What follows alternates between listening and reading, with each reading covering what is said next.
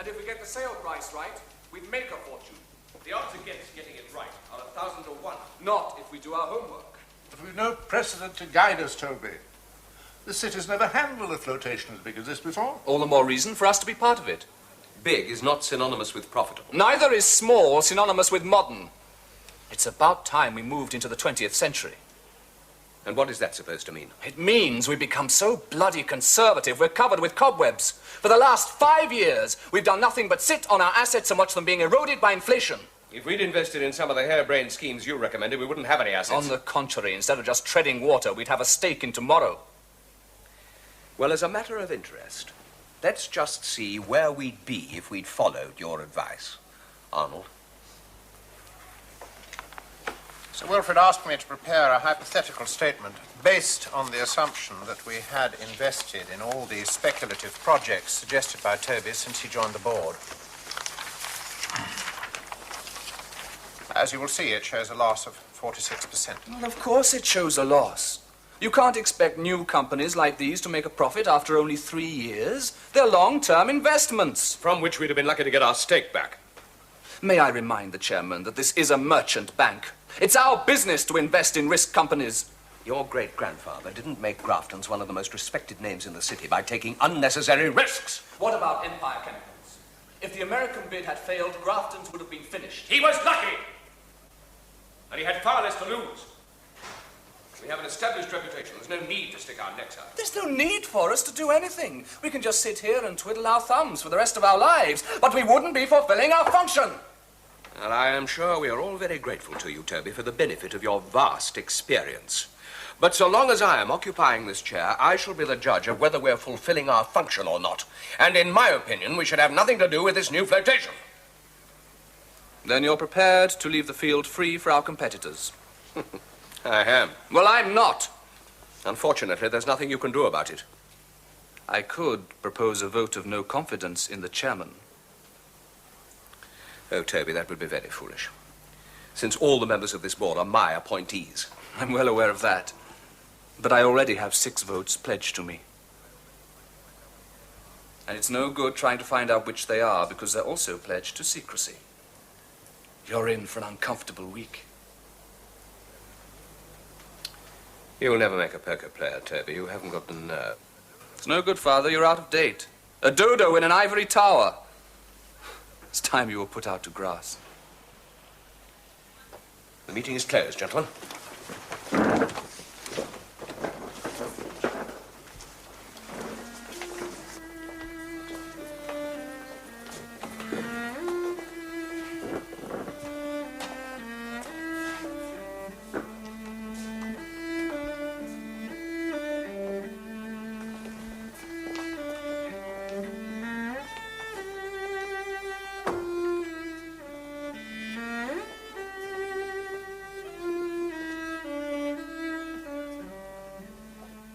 Sir Wilfred?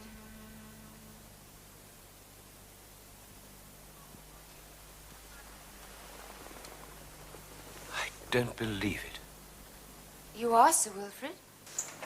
Yeah? I'm Karen, Toby's fiancée. I had no idea What?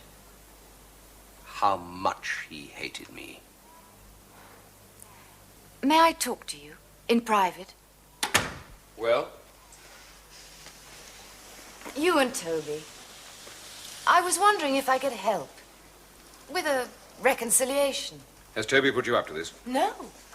As a matter of fact, he told me not to come here. Mm-hmm. I take it you don't intend to love, honor, and obey. Women do occasionally have minds of their own, Sir Wilfred. I wouldn't know. I've been without one for so long. I just think this quarrel of yours is stupid. Oh, Toby refuses to talk about it, but he broods so much, it frightens me. I don't understand hatred. Oh, there are a lot of things you don't understand. How long have you known him? 3 months. How did you meet? In a cafe. Do you love him? Very much. Then you have my sympathy. Is that all you have to say? Do you know what he called me just now? A dodo in an ivory tower. Yes, I couldn't help overhearing. Well, this dodo isn't quite extinct yet. And it's liable to seek revenge. There's nothing I can do then. There's no reason why we should hate each other, is there? None whatever.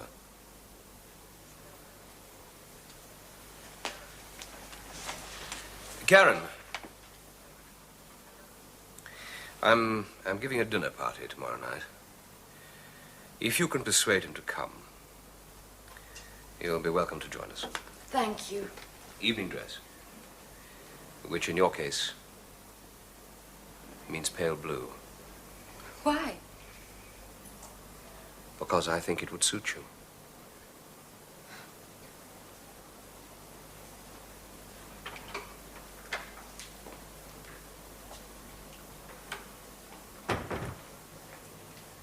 No? What do you mean, no? You're not wearing that dress. You can't. Don't be silly, darling. It cost a fortune. You went out and bought it, well, just to please Father. It happens to be my favorite color, too, and I needed a new dress. Wear it for me, then, on our honeymoon. Why not for him? Because he's a dangerous man. Sounds deliciously mysterious. All you've done is intrigue me. You refuse to change? If you refuse to elaborate. Please yourself. Where are you going? To dinner. On your own? I think you're being childish, Toby. You've let this ridiculous feud go much too far. All I'm trying to do is end it. Don't meddle. There are things you don't understand. What things? I can't tell you. Not yet. I'll ask your father, then. No. If this is a preview of coming attractions, I can't say I'm very impressed. And I can't say I'm impressed by your lack of trust.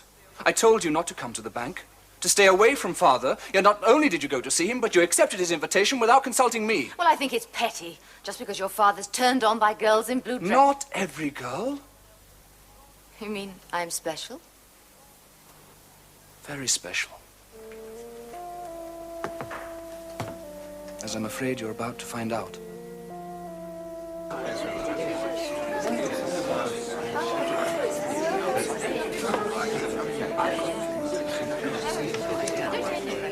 Thank you so much.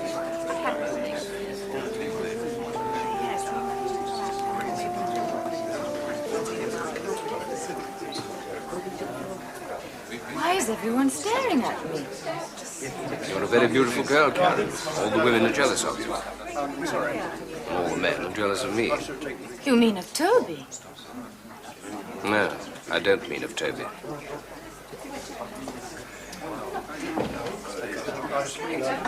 Come with me. There's somebody I want you to meet.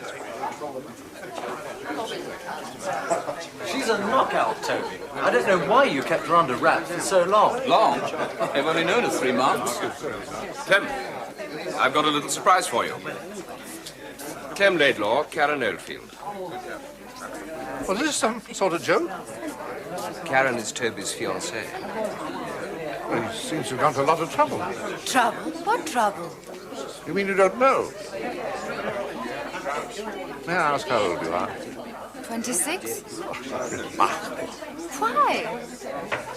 Isn't it about time you told her, Wilfred? Yes. Come with me, Karen.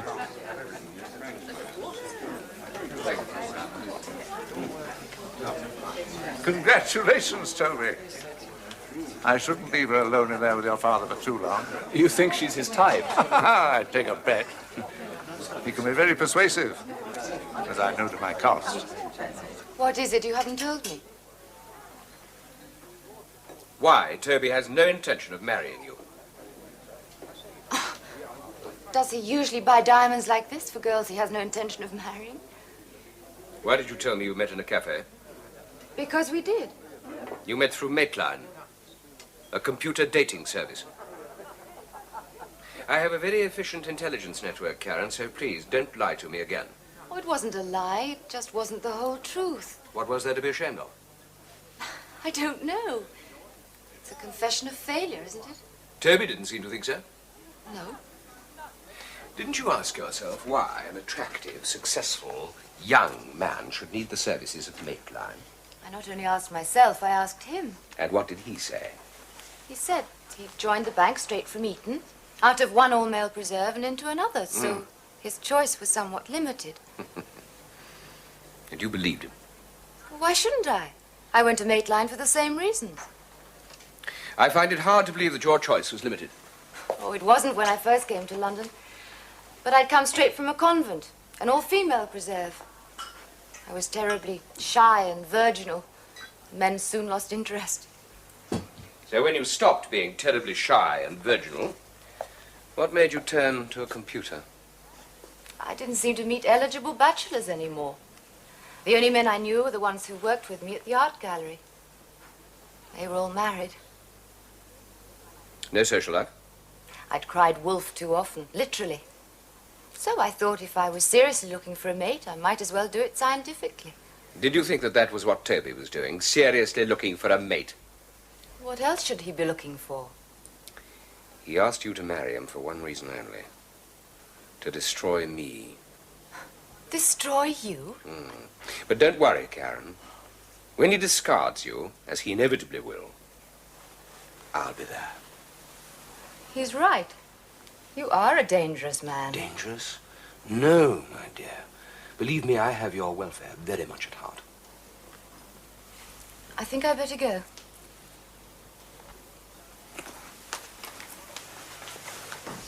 Do you want proof, Karen?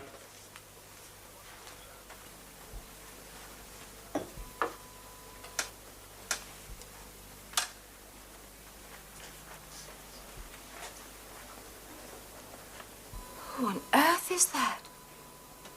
My wife, Gwen. Toby's mother. She died 21 years ago, at the age of 26. Extraordinary. The resemblance? Yes. Now, why do you think Toby fed his mother's physical characteristics into a computer? An Oedipus complex? But Oedipus didn't only marry his mother. He killed his father. You mean you think Toby's trying to kill you? In his own way, yes. No. I meant what I said, Karen. When Toby breaks off this engagement, come to me. No. You've been in there long enough. No, Toby! Toby! You're making an exhibition of yourself, Father. I suggest you take a cold shower.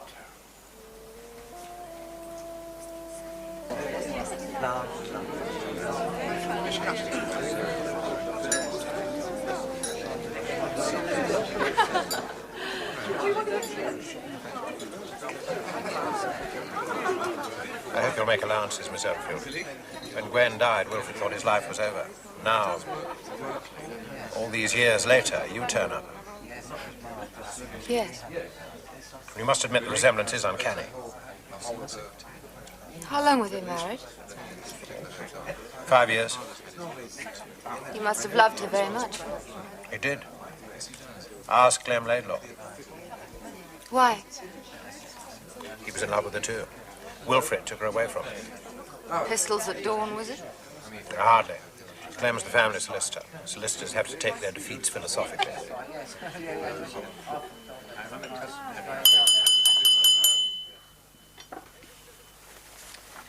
Ladies and gentlemen, I think it's about time I introduced you to the beautiful apparition sitting at the other end of the table. Some of you may probably be wondering whether, like Frankenstein, I manufactured her in some secret laboratory upstairs. But I can assure you that if she had been my creation, I would never have allowed Toby to get his hands on her. No, she's a real woman. Unfortunately, real women don't always know where their best interests lie. For example, just before dinner, I was trying to explain to Karen that her extraordinary resemblance to my late wife was not a coincidence. And she wouldn't believe me. She persists in believing that Toby loves her. Careful, Father. So I must make my warning more explicit. This engagement is a callous and vindictive exploitation of an innocent girl. Father, that's enough. You see, my dear son, Toby, doesn't like girls very much. His tastes lie how shall I put it? Closer to home. Of course, in the old days, one didn't talk about this kind of thing. But now, consenting adults have much more freedom. But when adults do consent, I think that they should know what they're consenting to, don't you? It's not fair for one party to keep the other in the dark. So I must warn you again, Karen. Toby has no intention of fulfilling his conjugal obligations. You may think that there is no longer any such thing as a fate worse than death, but there is. Marriage to a homosexual. Come on, Karen.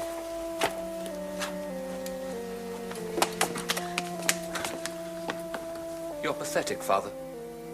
Pathetic and contemptible.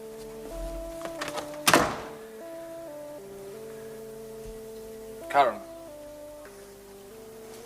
isn't it about time you looked at me? Why didn't you tell me I was an exact replica of your mother? Ah, Well, it doesn't matter now. what do you mean it doesn't matter? How do you think I feel suddenly discovering you'd picked me out just to spite your father? You think I go to all that trouble just to spite him? I don't know, Toby. I'm not sure of anything anymore.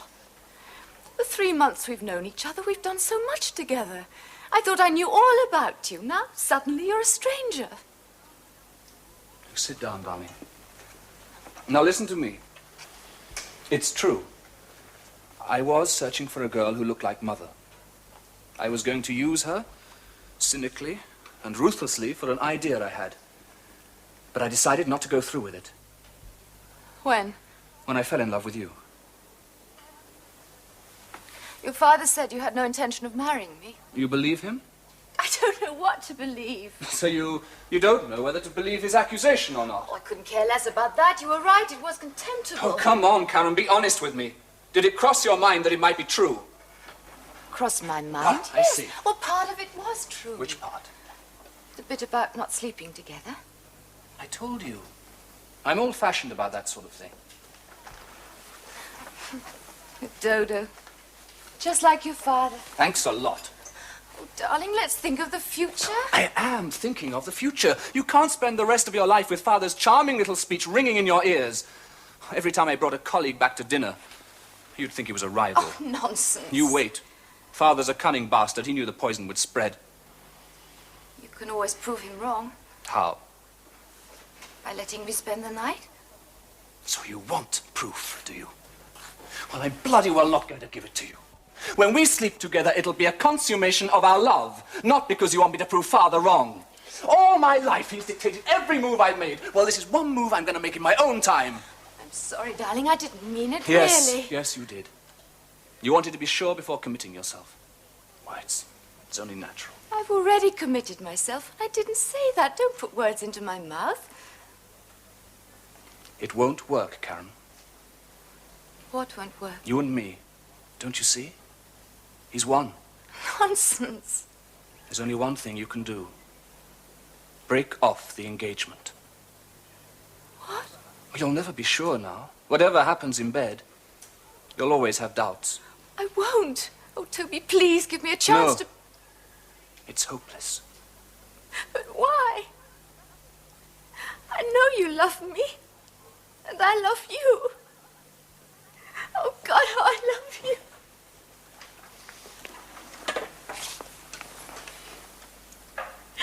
Prove it. Oh, By giving me back the ring. but that'd prove I didn't love No. you. It's the only way our love can survive. I don't understand. You don't have to. Either you trust me, or you don't.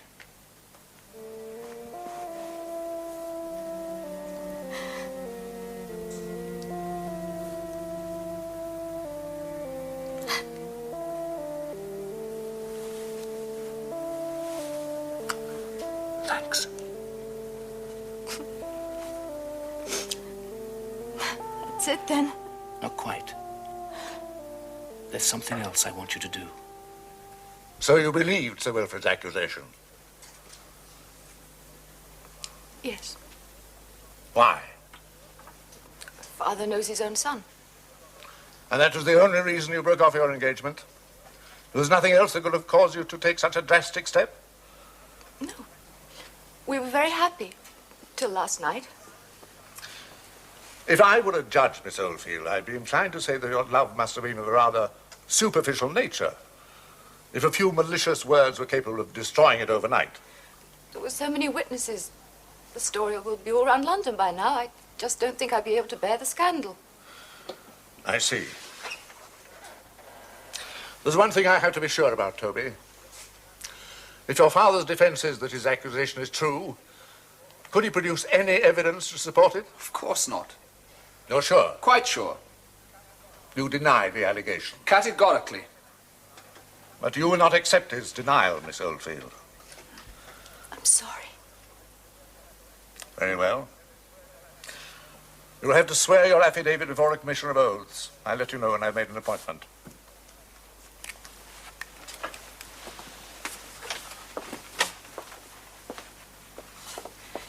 I hope you're satisfied, Toby. I hope you realize I'm only doing this because I love you. But your father was right, wasn't he? You never had any intention of marrying me.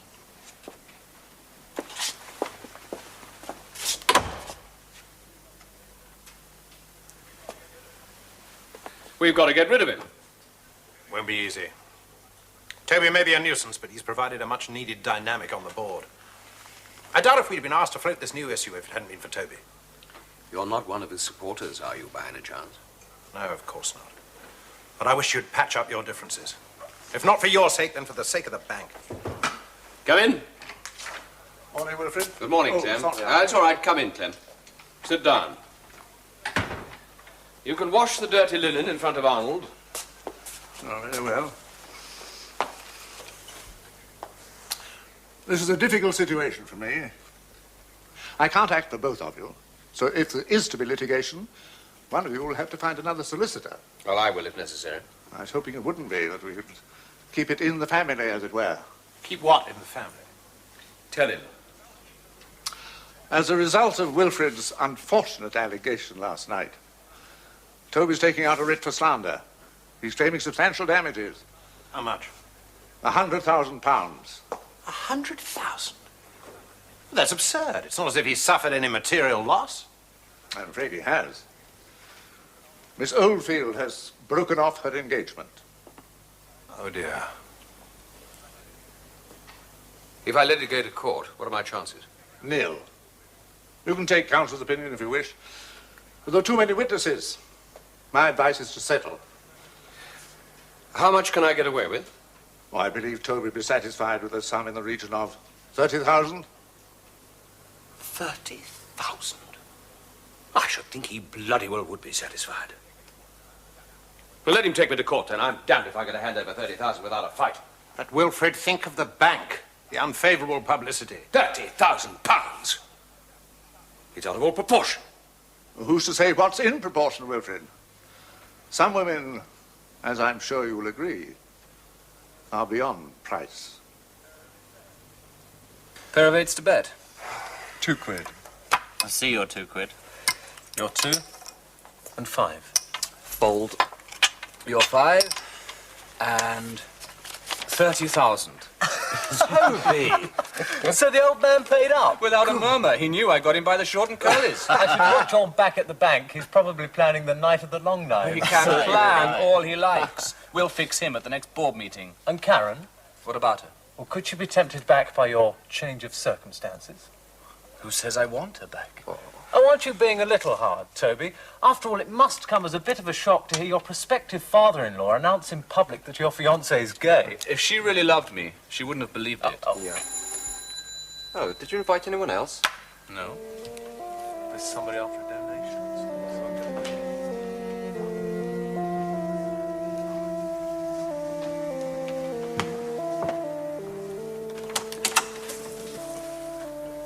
Hello, Father. Hello, Toby. We heard you were playing poker. You got a spare seat? Oh, Wilfred, please, you're making a fool of yourself. Wouldn't be the first time. Well, Toby, Why? I want to play cards. Our stakes are much too small for you. Ah, well, stakes can always be raised. It wouldn't be fair on the others. Well, let's ask them, shall we? Oh, Wilfred, come on. Can't you see we're not welcome? Good evening, gentlemen. Ah, Phil. Have you got room for one Oh, more? of course, Sir Wilfred. Well, that is if Toby... Good. How very kind of you. Thank you. Well, Toby, your friends don't seem to object. How about you? Are you prepared to let me have a go at winning some of my money back? So that's it. The 30,000. It really hurts, doesn't it? Well, of course it hurts. But I haven't come here to cry. I've accepted my defeat like a sportsman. The question is, how much of a sportsman are you?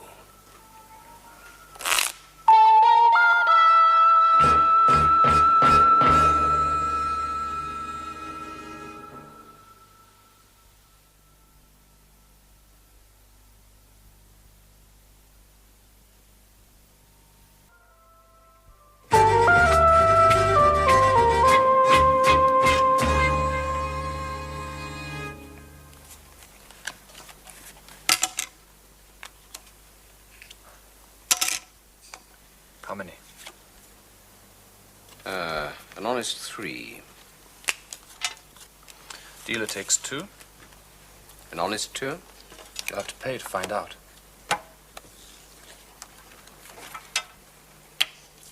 100. Your 100 and up 2.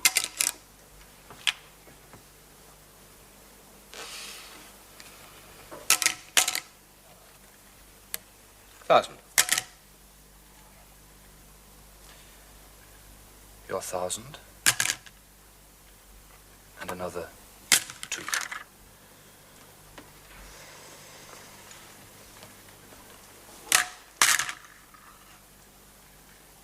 Make it 5.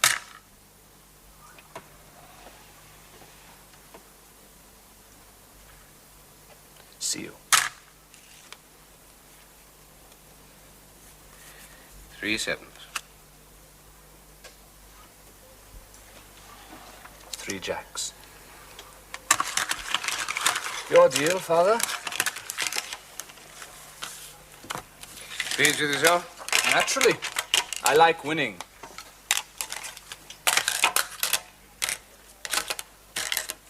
How much am I down? 10,000? No, that's enough, Wilfred. It's obviously not your lucky night. Lucky? A good poker player depends on skill, not luck. Isn't that so, Toby? Quite. One more hand, then. With table limits. What's that mean? It means that either player can bet up to as much as the other player has left in front of him. Oh. How much do you suggest? Well, 10,000. You've got 40,000 of my money. Supposing I put up another 40,000. Double or quits?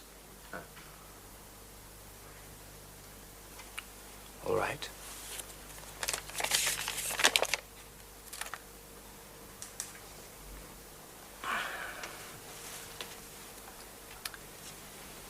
Cut.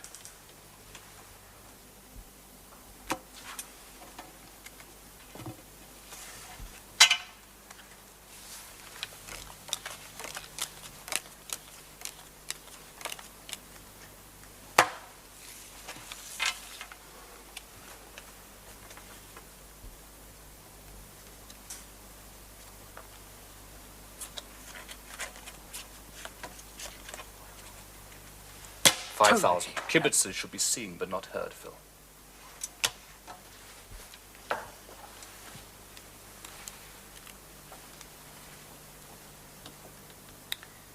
I owe you.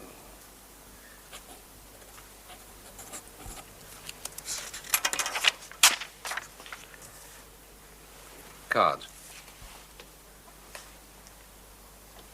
1. 2 pairs.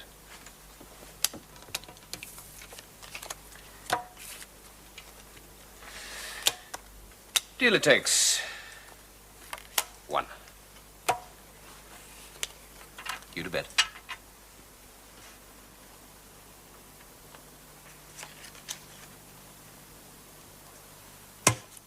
$5,000.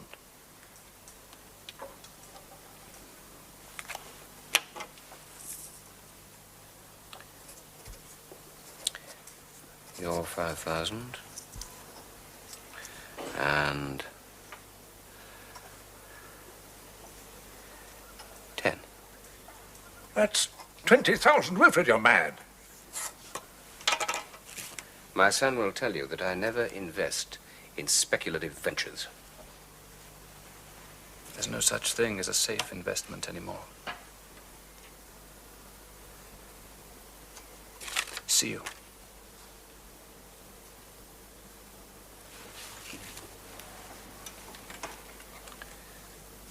Flush. King high.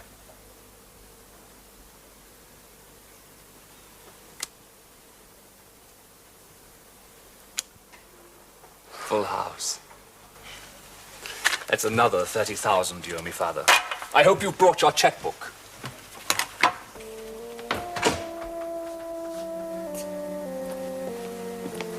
Ah, Toby. Karen's here. Where? She said she wanted to see you alone. I put her in the boardroom.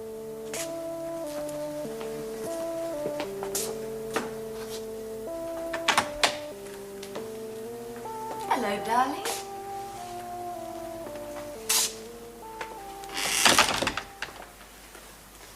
What are you doing here? You never answer your phone. I had to talk to you. Why? I've been working things out. Oh? I couldn't understand it. I knew you loved me, yet you made me break off the engagement. There had to be a reason. True.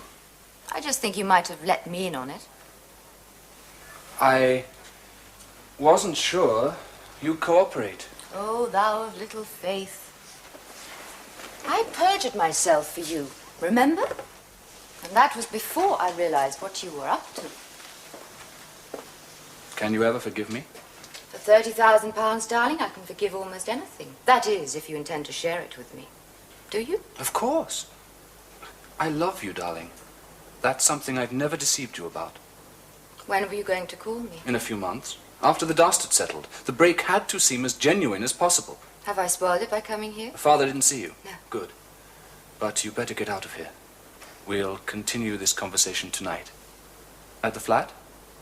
All right. Recommendation? It's a sound investment. It would help protect our original stake in the company. All right. Anything else? Yes. There's a rumor that you lost £30,000 at poker last night. Well? What you do with your money is, of course, your own affair. But coming on top of the slander suit, it's bound to call your judgment into question.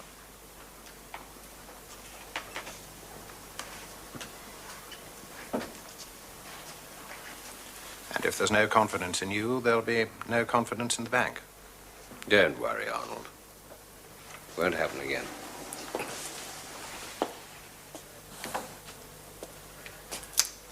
I'm afraid the damage has been done, Wilfred. It will probably have persuaded a few more members of the board to vote with Toby.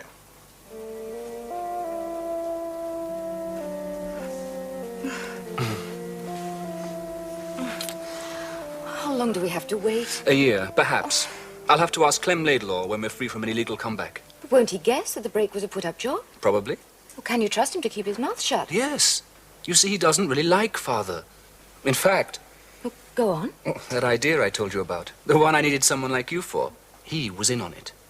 Can you tell me about it now? It was crazy.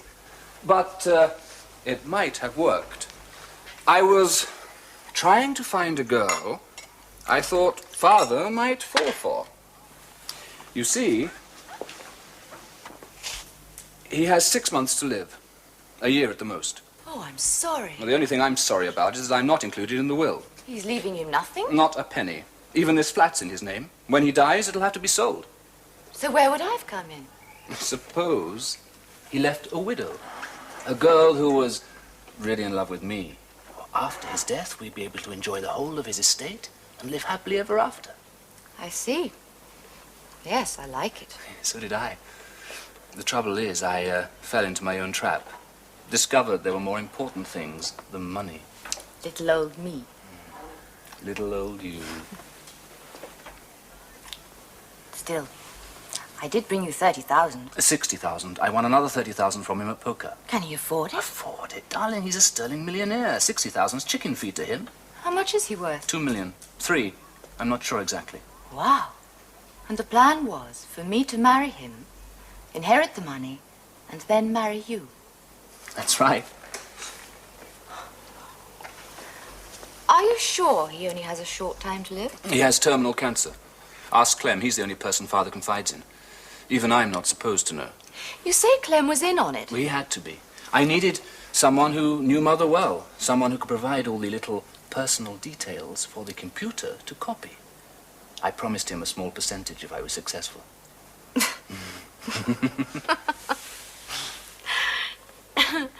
He's really rather dishy, you know, your father. Why, you're not by any chance thinking of going through with it? What's the matter, jealous? Of course I'm jealous. I didn't realize he was that rich. Perhaps I shouldn't have given him the brush off. Karen. Listen, darling, if we've got to wait a year anyway, why don't we use the time to feather our nest? We've got 60,000. You don't think it's feathered enough? After the way he treated you, I think it is chicken feed. Darling, I love you. I couldn't possibly let you do it.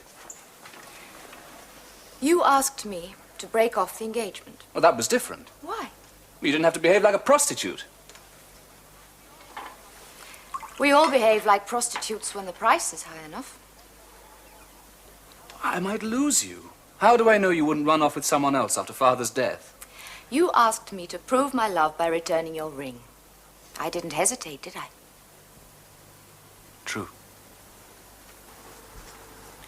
That's what Gwen used to do. What? Put the cream in first. I've always done that. Don't know why. Thank you. Karen, I want to ask you something. If you choose not to answer, I shall understand. But if you do answer, I would appreciate complete frankness. What is it? When I made that clumsy approach to you in the study, and you, quite correctly, put me in my place, did you do that because of Toby? Of course. And not because you found me unattractive? Oh, no. In other circumstances, perhaps Yes? I wouldn't have reacted so violently. And now that there are other circumstances, I think I've said enough.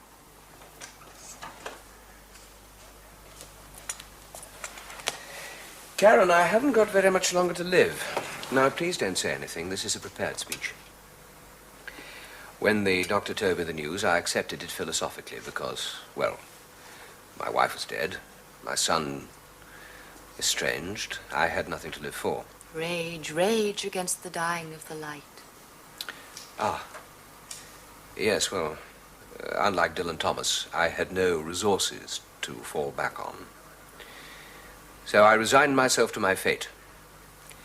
And then, you appeared.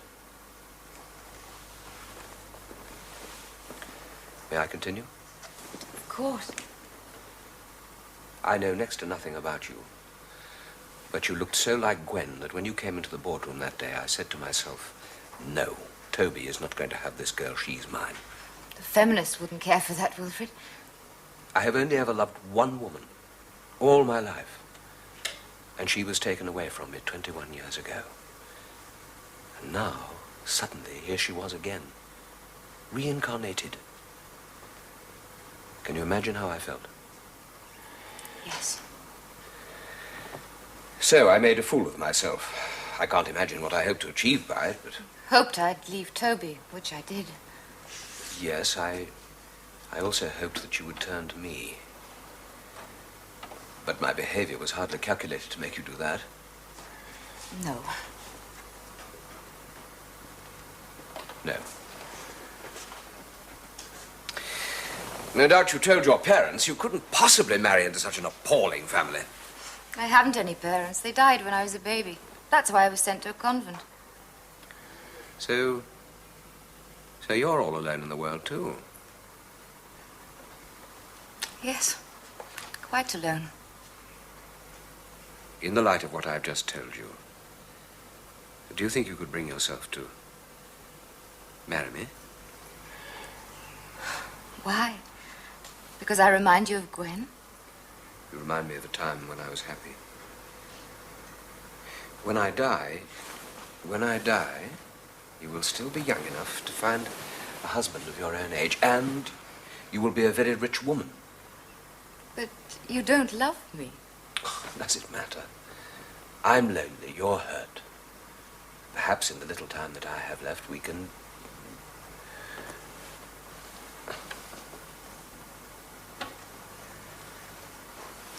Perhaps you'd like some time to think about it. But please, don't take too long.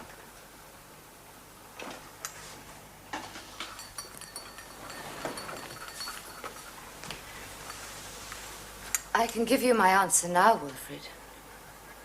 Congratulations, Toby. I never thought you'd pull it off. When are you going to draw up the new will? Oh, it's ready now. I'll get him to sign it as soon as he gets back from his honeymoon. You know, it's curious. I'm really rather jealous. Of Wilfred? Yes. Karen's a very desirable young lady. I've grown quite fond of her. Patience, Toby. By the end of the year, the princess will be yours, with all her kingdom. Or my kingdom. Yes, of course. I take it you and Karen will continue to see each other? We mustn't let our love wither from neglect, must we? We shall meet as often as propriety will allow. And you have 60,000 to be going on with. A tidy sum even in these inflationary times. Yes, I should be able to manage on that. I'm grateful, Clem. Very grateful. How nice. Well, I haven't been helping you for 5% of your gratitude.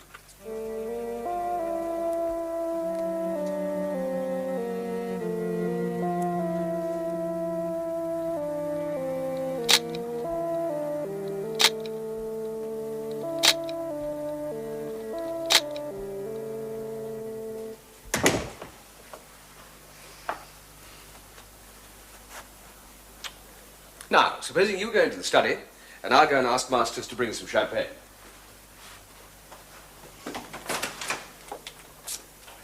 Toby! Sorry I couldn't be there, darling. I'd love to have seen it all signed and sealed, but I had to be conspicuous by my absence. What are you doing here? You'll ruin everything. Father would expect his only begotten son to offer his congratulations. Oh, quick before he comes back. Incidentally, it was a bit stupid telling him that we didn't see each other after you broke off the engagement. He must have known you were lying. He didn't. He's no idea we got together again. On the contrary, Karen, I know exactly what you and Toby are up to. You're after my money. But don't worry. You have my blessing. You mean you want me to marry Toby? If you don't, I shall come back and haunt you. Both of you. Champagne.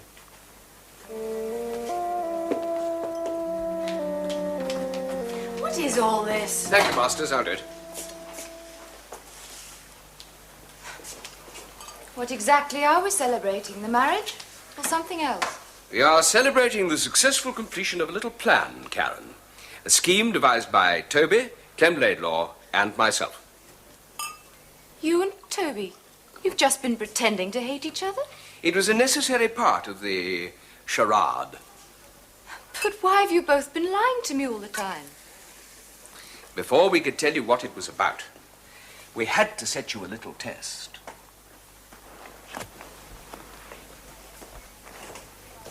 I had to prove I wasn't a gold digger. Exactly.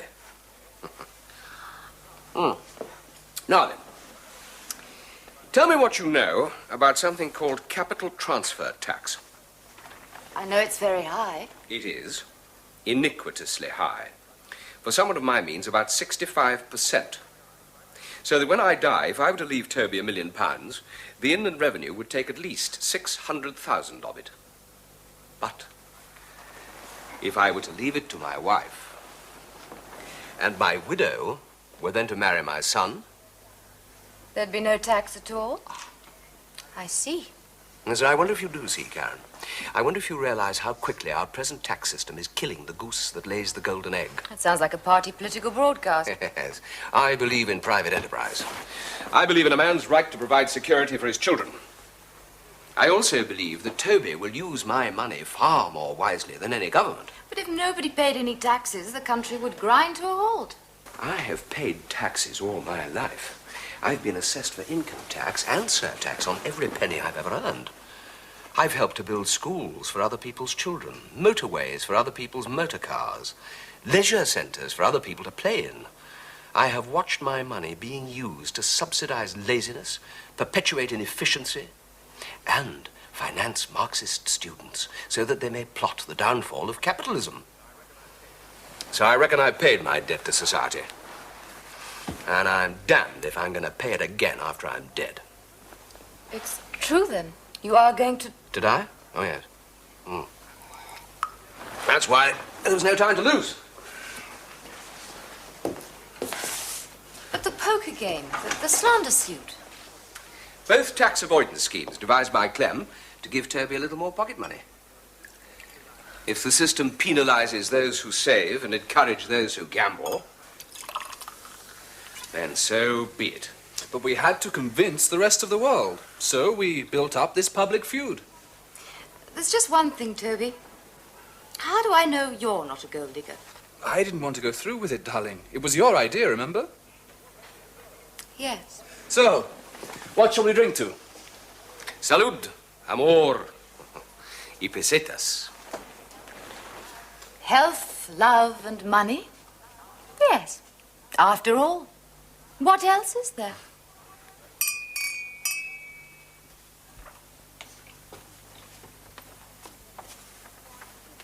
Good morning, Mr. Laidlaw. Lady Grafton, this is an unexpected honour. I came for two reasons. One, to tell you that my husband and stepson are well satisfied with the way you have conducted their affairs. How gratifying. May I also hope to have the honour of serving you in the future? Tell me first, what do you think of my outfit? Extremely fetching. Also extremely expensive. Ah.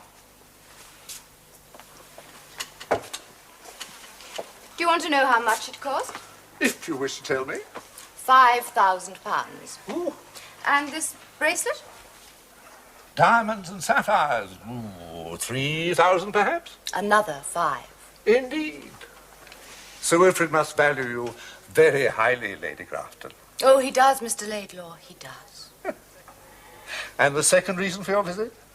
To bring you this. I thought you might like it for your album. Ah, the same register office where he married the first Lady Grafton. I still have the photograph. Where? Hasn't changed much, has he? Neither has his wife. No. She's still as beautiful as ever. Thank you. Who would have thought that the wheel would come full circle? And that you would be able to step into your mother's shoes. Thanks to you and the great god computer. Oh, computer's like a woman. Feed it with the right propaganda and it'll come up with the right answers. Clever old thing. But you had to wait a long time for your revenge, didn't you? Better late than never. I still find it incredible that Mother never told Wilfred about me. Well, she didn't want to spoil her chances. She'd always had her eye on him. That's why she refused to marry me. Though I didn't realize it at the time. Yet she was prepared to have your baby. Oh, she was quite unprepared, as a matter of fact. I'm afraid you were an accident. How embarrassing. It wasn't that she didn't love you. It was simply that she loved Wilfred more. And how did you feel about giving me away to protect your family solicitor image? Well, I used to lie awake at night, wondering how I could make it up to you. And now you have. I hereby absolve you of your guilt.